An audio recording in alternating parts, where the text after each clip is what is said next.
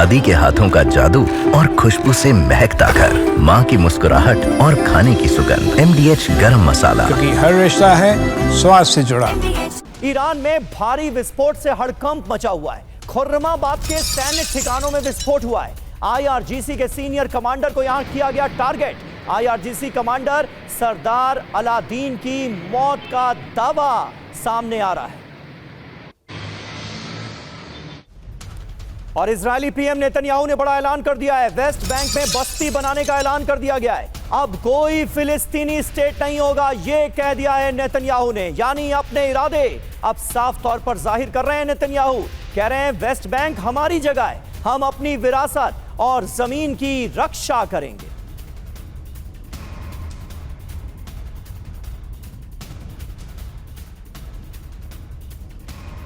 और हमारे साथ तमाम खास मेहमान मौजूद हैं। जीजे सिंह साहब, किस तरह से आप देख रहे हैं नेतन्याहू के इस ऐलान को? इजराइल की मंशा अब क्या नजर आ रही है? एक तरफ गाजा में पूरी तरह से हमले पर हमले करके फ्लैटन करने की कोशिश नजर आती है, और दूसरी तरफ अब खुलकर नेतन्याहू ये कह रहे हैं कि कोई फिलिस्तीन स्टेट नहीं होगा। देखिए, मैं तो समझता हूं कि अभी इजराइल ने अति कर दी है। जितनी रेड लाइंस होती जो यूएनओ ने खींची या दूसरे देशों ने खींची थी, वो क्रॉस कर दी हैं। आप बता रहे थे जैसे, और सब जानते हैं कि 6-7 मिडिल ईस्ट के जो देश हैं, चाहे वो सीरिया हो, ईरान हो, कतार हो, तुनिसिया हो, ये लेबनान हो, जितने तमाम देश हैं ये मिडिल ईस्ट के, उनके ऊपर वो हमले कर रहा है। और उसके साथ जो बड़ी बात हो रही है वो ये है कि उसने जो अमेरिका का एक अच्छा फ्रेंडली दोस्त था, कतार था, उसके ऊपर भी अटैक कर दिया है। तो इसके साथ क्या होगा? इसका इफेक्ट ये होगा कि जितने इस्लामिक देश हैं मिडिल ईस्ट के, उनके अंदर ब्रदरहुड आ जाएगी, वो एक हो जाएंगे। जैसे 1970 के अंदर, 73 के अंदर यौम कपूर वार हुई थी, उसमें पूरे मिडिल ईस्ट के देशों ने हमला किया था इजराइल के ऊपर। मुझे वैसी स्थिति नजर आ रही है, और वो भी बहुत जल्दी हो जाएगा। मैं कहता हूं सिर्फ उनके लिए 20 दिन की भी नहीं समझना चाहिए, क्योंकि यौम कपूर आ रहा है। 1-2 अक्टूबर को यौम कपूर है, जब ये इजरायली सब अपना एक फास्ट रखते हैं, वो व्रत रखते हैं और कुछ खाते नहीं, सारा देश ये फास्ट पे चला जाता है।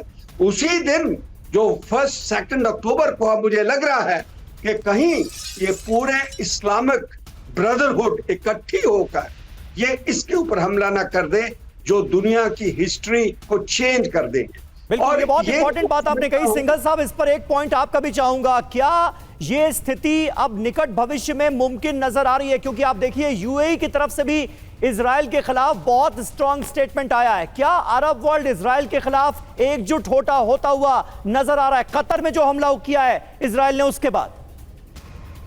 Is it for me? जी सिंघल साहब, आप ही। देखिए, ऐसा है कि इजराइल जिस तरह से ये प्राइम मिनिस्टर जिस तरह से एस्केलेट कर रहे हैं, हाँ, और उसका जो उद्देश्य मुझे समझ में नहीं आ रहा किसी को, कि वो करना वो क्या चाहते हैं। क्योंकि जो उनका उद्देश्य, जो स्टेटेड ऑब्जेक्ट है कि भाई मैं सारे आतंकवाद को एक साथ खत्म कर दूंगा, वो तो मेरे ख्याल से अचीव नहीं हो सकता। तो लेकिन हमें इसके बियॉन्ड उसका जाना पड़ेगा कि वो क्यों इस तरह का कार्रवाई कर रहे हैं। वो क्योंकि प्रेसिडेंट ट्रंप को भी उन्होंने कतार पे जब हमला किया तो उसको उनको नाराज कर दिया।